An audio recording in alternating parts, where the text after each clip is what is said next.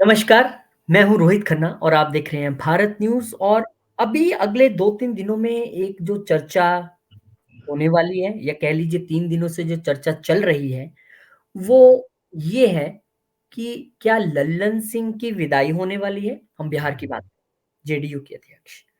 चर्चा ये चल रही है, क्या नीतीश कुमार एक बार फिर से यू टर्न मारकर बीजेपी की तरफ आने वाले हैं? जितनी लाइनें मैं बोल रहा हूँ, इसके पीछे एक बड़ा-सा क्वेश्चन मार्क है। वो क्वेश्चन मार्क क्यों है? क्योंकि सभी चीज़ें अभी राजनीतिक फ़िज़ा में हैं। अब उस फ़िज़ा से निकल भी कहाँ से रही हैं? सूत्रों से, विश्वसनीय लोगों से, पार्टी के अन्य दलों के लोगों से। अभी पहले हम स्वागत कर लेते हैं, उसके बाद इस खबर को हम ज़्यादा विस्तार से करेंगे।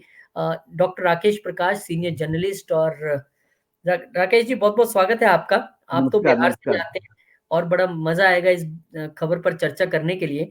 आज ही मैं एक खबर पढ़ रहा था कि सुशील मोदी ने कहा है कि हाँ भाई, सुना है मैंने भी, मेरे भी पार्टी के अंदर सूत्र हैं, पता लगा है कि लल्लन सिंह की विदाई तय है।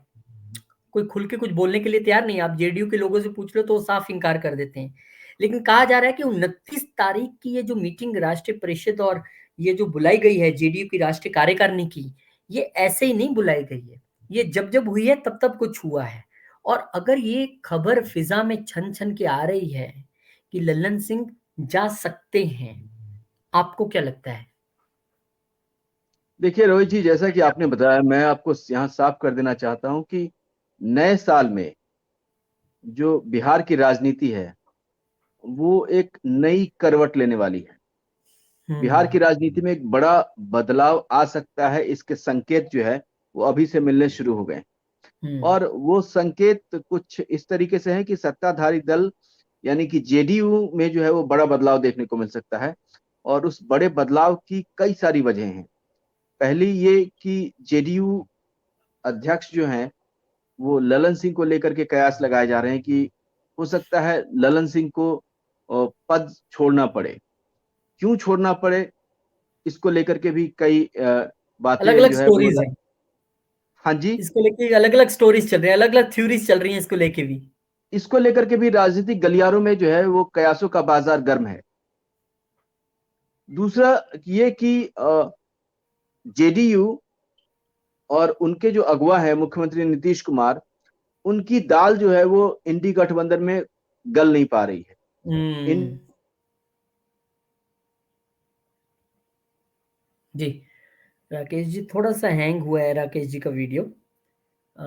तो हम बात कर रहे हैं जेडीयू की, हम बात कर रहे हैं लल्लन सिंह की, कि क्या जिस तरह की खबरें, जिस तरह के कयास लगाए जा रहे हैं कि क्या लल्लन सिंह की विदाई हो सकती है, वो खुद पद छोड़ सकते हैं। क्यों ये बातें हो रही हैं? एक्चुअली क्यों ये एकदम से सभी चीज़ें सामने आने लगी हैं, ये सवाल उठने लगा है। कहा तो ये भी जा रहा है कि नीतीश कुमार को संयोजक इंडी बनाए जाने की गठबंधन के पूरी अंदर तैयारी हो गई थी। उनको एक जी, कहते हैं कि घुटन। तो ये जो स्थिति है, इस स्थिति को लेकर के जो है वो एक बड़े बदलाव का संकेत है। और इस संकेत में बहुत सारे निहितार्थ छुपे हैं। जी। या अभी आपका वीडियो जब हैंग हो गया राकेश जी, तो मैं ज़िक्र कर रहा था कि कहा जा रहा है कि इंडी गठबंधन की बैठक के दौरान नीतीश कुमार को कन्वीनर बनाए जाने की पूरी तैयारी हो चुकी थी। सब कुछ रेडी था सब कुछ। लेकिन वो भाग्य को मंज़ूर नहीं था या क्या हुआ पता नहीं। कहते हैं कि टीआर बालू ने कहा कि इनका भाषण थोड़ा इंग्लिश में ट्रांसलेट कर दें, तो उसपे नीतीश कुमार थोड़ा भड़क गए थे। और ये कांग्रेस ने कह रहे हैं कि चीज़ें वहाँ से लीक हुई हैं, बैठक से बाहर आई हैं, तो किसी ने तो बताई होंगी। तो उसके बाद जो है, इनको कन्वीनर बनाने पे कह रहे हैं कि सबने वहाँ चुप्पी साध ली। और इस चीज़ से भी थोड़ा-सा वो निराश हैं, क्योंकि वो राष्ट्रीय राजनीति में अपनी जगह तलाश रहे थे, अपना चेहरा स्थापित करने के लिए। देखिए, नीतीश कुमार के अरमान जो है ना वो बहुत बड़े हैं। और इन्हीं अरमानों को पूरा करने की खातिर उन्होंने एनडीए का साथ छोड़ा था। उनको ये अच्छी तरीके से पता है कि एनडीए में रहते हुए उनके वो अरमान पूरे नहीं हो सकते, उनकी वो ख्वाहिशें पूरी नहीं हो सकती जिसको लेकर के वो दर दर भटक रहे हैं। और इसीलिए वो एनडीए से पाला पाला बदल के और वो यूपीए में आए थे, या आरजेडी के साथ उन्होंने हाथ मिलाया था। और अब एक बार फिर से उन्हें ऐसा लग रहा है कि यहाँ भी उनकी दाल गल नहीं पा रही है, यहाँ भी उनकी बात बन नहीं पा रही है। क्योंकि उनके नाम को लेकर के न सिर्फ कांग्रेस को आपत्ति है, बल्कि ममता बनर्जी को भी आपत्ति है। उनके हुँ, नाम पर आम सहमति बनाने की कोशिश जब जब की गई है, तब तब विरोध के स्वर इतने प्रबल हो गए हैं कि नीतीश कुमार को वहां से निकलना पड़ा है। नीतीश कुमार अक्सर बैठक छोड़ के चले जाते हैं। इसकी बड़ी हुँ, वजह यही सामने आ रही है। तो नीतीश जी के लिए सबसे बड़ी चीज सत्ता है, सबसे बड़ी चीज कुर्सी है। सत्ता और कुर्सी की खातिर वो बार बार पाला बदलने के लिए जाने जाते रहे हैं। हुँ, ऐसे में एक बार फिर नीतीश कोई बड़ा फैसला ले सकते हैं, क्योंकि 3 राज्यों के चुनाव नतीजों के बाद नीतीश को यह बात साफ हो गई है कि देश की राजनीति जो है वो किस ओर करवट लेती दिखाई दे रही है। और लिहाजा हुँ, अगर वो यूपीए के साथ रहे, आरजेडी के साथ रहे या इंडी गठबंधन के साथ रहे और उनको सीट भी ना मिले, तो एक तो विपक्ष खुद किनारे होता जा रहा है, ऊपर से विपक्ष के साथ रह करके कहीं ये भी ना किनारे हो जाए। इससे बेहतर है कि क्यों ना दोबारा से एनडीए का दामन थाम करके और एनडीए के साथ रह के कम से कम अपना वजूद तो ये बचा पाएंगे, कम से कम ये सत्ता में तो बने रहेंगे। एक क्योंकि बात पिछली बार सूत्रों के एक बात सूत्रों के हवाले से ये भी सामने आ रही है कि क्योंकि लल्लन सिंह की लालू प्रसाद यादव से नज़दीकियाँ बड़ी हैं, वहाँ से उनकी जो नज़दीकी है वो बड़ी है, उसको लेके भी थोड़ा नीतीश कुमार कहते हैं कि असहज महसूस करते हैं। देखिए ललन सिंह को लेकर के जितनी भी बातें कही जा रही है, ललन सिंह को लेकर के जो सबसे बड़ी बात यह है कि ललन सिंह अ, इतने अपने आप को ताकतवर मान के चलते हैं कि कई बार उन्होंने नीतीश के आदेश की अवहेलना की है। कई बार हुँ, उन्होंने नीतीश कुमार के बातों को नहीं माना है। और इस बात को लेकर के नीतीश कुमार और नीतीश कुमार के समर्थक दोनों में गहरी नाराजगी है कि आखिर वो कौन सी वजह है कि नीतीश कुमार जो है वो ललन सिंह के खिलाफ ठोस कार्रवाई नहीं कर पाते हैं। और हुँ, यही वो मौका है, यही वो अवसर है जहां पे कि नीतीश कुमार के ऊपर पार्टी के उनके अपने समर्थकों ने और कार्यकर्ताओं ने दबाव बना रखा है कि अब लोकसभा का आम चुनाव जो है वो सिर पे है। और ऐसे में पार्टी अगर कोई ठोस निर्णय नहीं लेती है अध्यक्ष बदलने का, ललन सिंह को लेने का, तो फिर उसके बाद चुनाव के दौरान जो असंतोष उभरेगा, चुनाव के दौरान जो कार्यकर्ताओं की नाराजगी दिखेगी, उसका असर नतीजों पर पड़ेगा, उसका असर जो है वो चुनाव प्रचार पे पड़ेगा और अल्टीमेटली पार्टी के जो भी कुछ जीतने की संभावना है वो धूमिल हो जाएगी। तो इसलिए इस समय नीतीश कुमार के ऊपर चौतरफा दबाव है इस बात को लेकर कि वो ललन सिंह को बदले, उनको अध्यक्ष के पद से हटाएं। तो ये सारी चीजें जो है वो 29 तारीख को दिल्ली के कॉन्स्टिट्यूशन क्लब में उन्होंने पार्टी की तमाम बड़े नेताओं, जिला स्तर से लेकर के और राष्ट्रीय स्तर तक के नेताओं को उन्होंने यहाँ पे न्योता दिया है। और इस बैठक में कुछ बड़ा होने वाला है, कुछ ऐसा होने वाला है जो कि पार्टी के लिए भी और पार्टी के तमाम दूसरे नेताओं के लिए भी चौंकाने वाला हो सकता है। राकेश जी कहा ये भी जा रहा है कि जेडीयू के भीतर ही एक ऐसा धड़ा भी है जो एनडीए के प्रति सहानुभूति रखता है और अपनी अटैचमेंट और अपना भला ज़्यादा वहाँ देखता है। कहते हैं कि उनका भी एक प्रेशर है नीतीश कुमार पे कि आप उस ओर रुख कीजिए। तो लगता है कि ये जो 29 तारीख की आप बैठक बता रहे हैं जो अहम भी है और उसमें आपने बताया कि सभी पदाधिकारी छोटे से लेकर बड़े तक आने वाले हैं। इसीलिए उनको इतने अहम मौके पे बुलाया गया है। जबकि आपकी इंडी गठबंधन में सीट शेयरिंग की बातें चल रही हैं, ये हो रहा है, वो हो रहा है। तो और दूसरा सा एक मध्यम भी पड़े हैं हमले बीजेपी के ऊपर या बीजेपी के हालाँकि बीजेपी के ऊपर हमले जो थे वो मध्यम पड़े हैं। बीजेपी के कुछ लोगों का अभी भी कहना है कि नहीं नीतीश कुमार के लिए तो दरवाज़े सभी बंद हैं। लेकिन उपेंद्र कुशवाहा जैसे लोग जो कभी रहे हैं उनके साथ, उनका कहना है कि अगर नीतीश कुमार मन बदले तो हम पैरवी कर सकते हैं। तो ये तीर जो है वो हर तरफ से चल रहे हैं लेकिन समझ नहीं आ रहा है कौन-सा तीर कहाँ जा रहा है।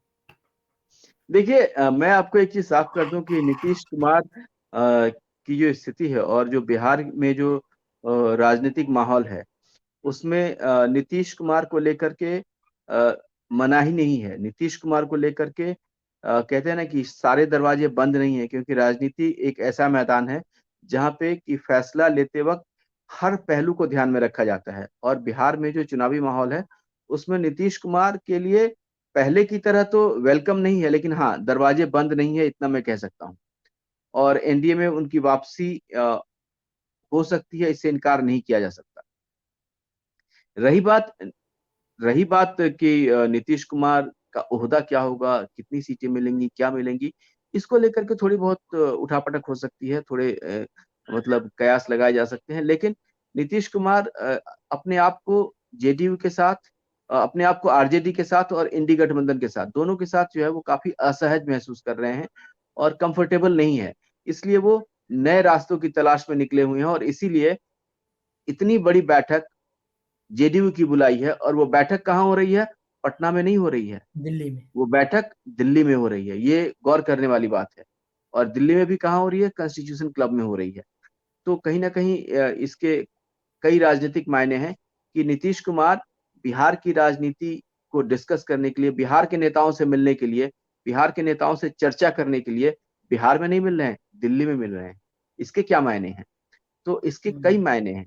इसमें एक ये भी राज छुपा है कि वो दिल्ली में ये बड़ी बैठक करके जो इंडी गठबंधन के दूसरे नेता हैं उनको ये संदेश देना चाहते हैं कि हम अपना रुख कहीं भी अख्तियार कर सकते हैं, कुछ भी अख्तियार कर सकते हैं, हमारा नया रास्ता भी हो सकता है, हम इंडी गठबंधन से बाहर भी हो सकते हैं।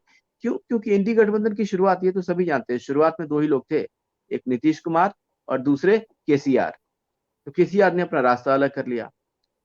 एक बात जो अभी आपने कही कि नीतीश कुमार कभी भी बीजेपी के खिलाफ मुखर होकर विरोध की आवाज नहीं उठाते, ये सही है। कभी भी उन्होंने मोदी के खिलाफ कुछ नहीं बोला, कभी भी उन्होंने बीजेपी के खिलाफ तीखी बयानबाजी नहीं की। वो हमेशा से एक, कहते हैं ना, मिडिल लाइन लेके चल रहे हैं। एक सावधानी और सतर्कता का परिचय देते हुए धैर्य और संयम के साथ अपनी राजनीति में वो कभी आरजेडी के साथ, तो कभी बीजेपी के साथ, तो कभी इंडी गठबंधन में कन्वेरम करने की कोशिश। तो ये तमाम कोशिशों में लगे हुए हैं और वो एक सधे हुए, मजे हुए राजनीतिक नेता हैं जिनको जमीनी हकीकत अच्छी तरीके से पता है। और वो जमीनी हकीकत ये है कि आज के दौर में बीजेपी बिहार में इतनी जड़ें जमा चुकी हैं कि बीजेपी को छोड़ करके कोई एक नेता, कोई एक पार्टी ये दावा नहीं कर सकती कि वो सत्ता में वापस आ सकती है। और आपको पहले भी पता है कि पिछली बार भी जब नीतीश कुमार मुख्यमंत्री थे और जब चुनाव हुआ तो नीतीश कुमार की पार्टी को कम सीटें आई, बीजेपी को सबसे ज्यादा सीटें आई। दूसरे नंबर पे आरजेडी थी, या आरजेडी को सबसे ज्यादा सीट थी, दूसरे नंबर पे बीजेपी थी। दोनों के बीच की सीट का फासला है वो बहुत थोड़े सीटों का अंतर था। और नीतीश कुमार तीसरे नंबर पे थे। बावजूद इसके बीजेपी ने उनको मुख्यमंत्री बनाया था। लेकिन चूंकि आरजेडी को सत्ता में आना था तो उन्होंने नीतीश के साथ सौदेबाजी करके वापस से नीतीश को मुख्यमंत्री बनाया और सत्ता में शामिल हो गए। तो ये सारे कवायद जो बिहार के जो राजनीतिक समीकरण है उसमें कुछ भी इनकार नहीं किया जा सकता। हाँ, जेडीयू के अंदर बड़े बदलाव हैं और होने के संकेत हैं। एक तो आपने बताया कि ललन सिंह, दूसरा ये कि जो सीमांचल का इलाका है बिहार का, आप जानते होंगे, जो कि पश्चिम बंगाल और बांग्लादेश से सटा हुआ इलाका है। तो उस सीमांचल के इलाके से एक बड़े नेता हैं जो कि अभी जेल से कुछ दिन पहले छूटे हैं, इनका नाम आनंद मोहन सिंह है। उनके बेटे भी विधायक हैं, उनकी पत्नी भी विधायक हैं और दोनों जो है सो वो आरजेडी से विधायक हैं। बावजूद इसके जो लवली आनंद है और आनंद मोहन सिंह है, दोनों जो है वो नीतीश कुमार से मिलने उनके घर पे गए थे। और कुछ दिन पहले नीतीश कुमार भी जो है वो उनके गांव गांव में गए गए। थे, जहाँ पे जाकर के उन्होंने उनके, आनंद मोहन के जो दादा है, स्वतंत्रता सेनानी रहे हुए हैं, उनकी दादा और चाचा की मूर्तियों का अनावरण किया था। तो ये तमाम ऐसे समीकरण है जिसके तार अगर जोड़ के देखें तो कुछ नए संकेत मिलते हैं, क्योंकि नीतीश कुमार को अभी जनाधार वाले नेता की तलाश है। नीतीश कुमार ऐसे नेताओं की तलाश में जुटे हैं जिनके जरिए वो फिर से अपनी पार्टी जेडीयू को मजबूती प्रदान कर सके। तो इसीलिए अभी ये जो बैठक हुई है आनंद मोहन की और लवली आनंद की और नीतीश कुमार की, इस बैठक के भी कई मायने लगाए जा रहे हैं। और इस बैठक, ऐसी कई बैठकें जो है आजकल पटना में नीतीश कुमार अलग अलग नेताओं के साथ कर रहे हैं। और इन बैठकों के बाद जो है, जब यानी कि शुक्रवार को 29 तारीख को जब दिल्ली के कॉन्स्टिट्यूशन क्लब में बैठक हुई तो उसका क्या आकार होगा, उसके क्या मायने होंगे, उस बैठक से क्या कुछ निकल के सामने आता है, इस पे पूरे देश की मीडिया की निगाहें लगी हुई है। एक तो ये भी खबर है कि उनकी जो कोर टीम है वो चाहती है कि ये एनडीए में वापसी हो, ऐसी भी सूत्रों के हवाले से खबर है। और ऐसी भी खबर है कि शायद बीजेपी और जेडीयू जमीनी हकीकत जानते हैं कि बिहार में एक दूसरे के साथ रहेंगे तो अच्छी सीट, जैसे पिछली बार एक तरीके से उन्होंने सुपड़ा साफ कर ही दिया था लगभग पूरा। तो ये जानते हैं कि एक दूसरे के साथ रहेंगे तो दोनों का ही फायदा है। तो आपको लगता है कि नीतीश कुमार ये कैलकुलेशन कर रहे हैं कि एक तो कितना सीट उनको आवंटन हो सकता है इंडी गठबंधन में रहते, और कितनी जीतने की स्थिति में हो सकते हैं, और दूसरा कि क्या अगर वो बीजेपी के साथ जाते हैं तो क्या उनको यहाँ पे बेनिफिट मिलेगा। और दूसरी बात यह है कि भविष्य की राजनीति नहीं समझ आ रही है कि अगर आपने तेजस्वी को भविष्य का सीएम घोषित कर दिया है और आप केंद्र में खुद को स्थापित नहीं कर पाए, तो फिर आपकी क्या भूमिका रहेगी। तो आप क्या वहां पे आराम से बैठ के देखेंगे कि वो देखिए सीएम बन जाए। देखिए मैं आपको एक चीज बता दूं कि अभी के माहौल में आरजेडी के साथ और इंडी गठबंधन के साथ अगर नीतीश कुमार रहते हैं तो उनके सामने दो ही विकल्प है। आगे कुआं है, पीछे खाई है, और हम्म। बीच में नीतीश कुमार की जो राजनीति है वो सिमट के रह जाएगी। यानी कि इंडी गठबंधन उनको संयोजक बना नहीं रहा है, कन्वेनर बना नहीं रहा है, और राज्य में मुख्यमंत्री की कमान वो पहले ही खुद ही घोषणा कर चुके हैं कि तेजस्वी के हाथों में वो देंगे। तो अगर वो आरजेडी के साथ रहते हैं तो वो अगले चुनाव में मुख्यमंत्री नहीं बनेंगे, ये तय है। और इंडी गठबंधन उनको कन्वेनर नहीं बनाने जा रही है, ये भी तय है। क्योंकि अब तक नहीं हो पाया, तो अब अगले 3 महीने में क्या होगा? कुछ भी नहीं होगा, क्योंकि इंडी गठबंधन ये तय ही नहीं कर पाया है। और मुझे तो ये लगता है कि इंडी गठबंधन ही ना चुनाव से पहले बिखर जाए, क्योंकि कोई निर्णय नहीं हुआ, कोई रास्ता तय नहीं हुआ, कोई फॉर्मूला निकलकर सामने नहीं आया। हर दल जो है वो इंडी गठबंधन का हर सहयोगी साथ में बैठता है, और फिर वही ढाक के तीन पात, वही जो है सो नतीजे की अभी तक कुछ हुआ नहीं, फिर अगली बैठक करेंगे, फिर बैठक, फिर बैठक, फिर बैठक, समय निकलता जा रहा है। सनी देओल को ब्रांड एम्बेसडर बनाना पड़ेगा इन्हें इंडी गठबंधन का, जो कहेगा तारीख पे तारीख, तारीख पे तारीख, तो ही तो ही कुछ आगे मुझे रिजल्ट लगता नजर नहीं आ रहा है। आपने ठीक कहा। और 2024 अब जब हम ये वीडियो बना तो रहे हैं तो 4-5 दिन बाद हैप्पी न्यू ईयर कह के 2024 में एंटर कर जाएंगे। और एक राकेश जी, एक बार जनवरी के महीने में एंटर हुए, ये हकीकत है। मैं आपको अपने चिल्ड्रन जो बच्चे हमारे छोटे हैं या हमारी चाइल्ड लाइफ रही है उससे भी बता रहा हूँ। मार्च में पेपर होते हैं सबके, मार्च अप्रैल में, लेकिन एक बार जनवरी में एंटर हो गए ना तो पता ही नहीं लगता मार्च अप्रैल कब आ गया और हम पेपर में बैठे हुए हैं। तो ये जो देश के पेपर है ये भी मार्च अप्रैल में है, जो एग्जाम मैं होने वही सभा मैं के। वही कह रहा हूँ कि आगे। नीतीश कुमार के सामने अभी सबसे बड़ी चुनौती यह है कि हम्म। मैंने जैसा बताया ना कि बिहार में अगर वो आरजेडी के साथ हैं तो मुख्यमंत्री का पद उनको नहीं मिल रहा। अगर वो एनडी गठबंधन में है तो उनको कन्वेनर का पोस्ट नहीं मिल रहा। तो तो क्या फायदा। उनके सामने तो डू एंड डाई का सिचुएशन है, करो या मरो की स्थिति है। तो इसलिए अब ये जो बैठक हो रही है, उस बैठक में सबसे पहला ये होगा कि वो इंडी गठबंधन से बाहर आएंगे। आप देख लेना, वो इंडी गठबंधन से बाहर आएंगे, ये क्योंकि आपकी प्रिडिक्शन है, ये आपकी नीतीश कुमार प्रिडिक्शन है। प्रिडिक्शन है, नीतीश कुमार को कुर्सी चाहिए ही चाहिए, सत्ता चाहिए ही चाहिए। दूसरा ये कि अपने आप को जिंदा रखने के लिए, क्योंकि राष्ट्रीय राजनीति में अगर उनकी पकड़ नहीं बन पाती है तो बिहार की राजनीति में अपने आप को जिंदा रखने के लिए वो कुछ दिनों के बाद ही सही, लेकिन वो आरजेडी से नाता तोड़ लेंगे। क्यों? क्योंकि वो अगर खुद राष्ट्रीय राजनीति में उनका कद बड़ा नहीं हो पाता है तो कम से कम बिहार की राजनीति में तो अपने आप को जिंदा रखेंगे। और जिंदा हम्म। रहने के लिए उनको नेतृत्व अपने हाथों में लेने की जरूरत है, जो कि उन्होंने पहले ही तेजस्वी को दे रखी है। और दे रखे तेजस्वी हैं। के रहते इस बार वो मुख्यमंत्री नहीं बनेंगे, तो इसलिए इस चीज को इंश्योर करने के लिए वो आरजेडी से अपना रिश्ता तोड़ लेंगे। हो सकता है वापस बीजेपी से हाथ मिला ले, और उसके बाद वो एनडीए के रास्ते जो है वो अपने आगे की राजनीति का सफर तय करें। तो ऐसी तमाम संभावनाएं हैं कि, और इस पूरे रास्ते में जो उनके रास्ते में जो रोड़ा है ललन सिंह, वो इस बार ललन सिंह को हटा देंगे। हो सकता है किसी अपने को, या खुद जो है सो वापस जो है सो जेडीयू का अध्यक्ष बन जाए। तो ये जो आगे का जो सफर है, उस सफर की बुनियाद जो है वो 29 तारीख को होने वाली बैठक में रखेंगे। और उसके बाद फिर उसी बुनियाद के आधार पर अपने आगे की जो राजनीति है और राजनीति की जो दिशा है उसको तय करेंगे। तो ये जो बैठक है वो बहुत ही महत्वपूर्ण है। बहुत महत्वपूर्ण बैठक है, जैसे कि आपने कहा कि बहुत सारी, क्योंकि नीतीश कुमार को ये नहीं दिख रहा है इंडी गठबंधन में रहते हुए कि ना कन्वीनर मिला, ना सीएम बनने का मौका रहेगा फिर, तो यहाँ रह के फायदा क्या है। बिल्कुल ठीक भी है, जो राजनीति में है, राजनीति में महत्वाकांक्षाओं का खेल है सारा। एक एमसी भी पीएम बनने के लिए पूरी उम्र कोशिश करता है जो एमसी बनता है। तो उसमें नीतीश कुमार ने क्या हासिल किया, कम से कम बीजेपी के साथ रह के वो सीएम भी थे, और केंद्र में जाने के लिए आपके दरवाजे भी खुले हैं हमेशा। लेकिन यहाँ पर दोनों ही रास्ते बंद नजर आ रहे हैं फिलहाल नीतीश कुमार को। इसीलिए मुझे लगता है कि ये 29 तारीख की जो बैठक है वो जो है इंटरेस्टिंग है बहुत ज़्यादा, कुछ बड़े बदलाव आ सकते हैं, बड़ी घोषणाएँ हो सकती हैं और इस घोषणाओं पे मुझे लगता है इंडी गठबंधन की भी पूरी नज़र होगी। और आपको लगता है कि अगर अगर हम संभावनाओं की बात कर रहे हैं, हम कोई दावा नहीं कर रहे। अगर इंडी गठबंधन का पहला विकेट जेडीयू के रूप में गिरता है, तो आपको लगता है कि फिर वो फटाफट से विकेट गिरने का सिलसिला जारी रहेगा? बिल्कुल, आप देखिए ना, नीतीश कुमार की हालत ये है कि न माया मिली न राम। तो नीतीश कुमार तो सबसे पहले इंडी इंडी गठबंधन की जिसने शुरुआत की, इंडी गठबंधन की बुनियाद की पहली ईंट जिसने रखी, पहला नींव का पहला पत्थर जिसने रखा, आप देखना सबसे पहले वही आदमी जो है वो इंडी गठबंधन से बाहर आएगा।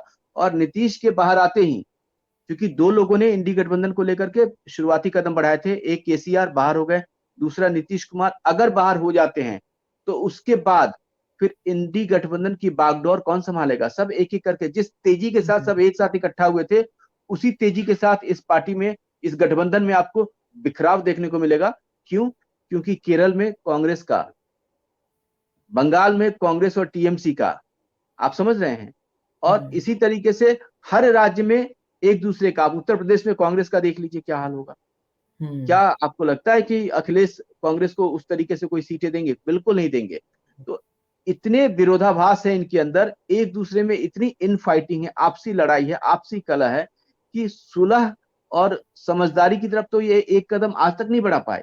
ये जब हुँ, भी आते हैं एक नई कलह, एक नई उलझन और एक नई परेशानी जो है वो एक दूसरे को देके जाते हैं। तो मुझे लगता है कि जैसे ही ये नीतीश कुमार, केसीआर के बाद नीतीश कुमार ने जैसे ही अपने कदम खींचे, इंडी गठबंधन बनने से पहले ही बिखर सकता है, इसकी पूरी गुंजाइश है। हुँ, जी। इसकी पूरी गुंजाइश है और इंतज़ार रहेगा इस चीज़ का, क्योंकि आप ये मान के चलिए कि जो खबर अभी राकेश जी दे रहे हैं कि लोकसभा चुनाव भी शायद लड़ सकते हैं आनंद मोहन, ये भी खबर आ रही है। नीतीश कुमार से उन्होंने मुलाकात की और मुलाकात के बाद उन्होंने जो कहा है, वो भी आपको बताने की कोशिश करते हैं कि उन्होंने क्या कहा। उन्होंने कहा कि सीएम से मिलने के बाद आनंद मोहन ने कहा कि देखिए नीतीश कुमार से मुलाकात अच्छी रही, ये शिष्टाचार मुलाकात थी, इसका कोई मायना या मतलब नहीं है।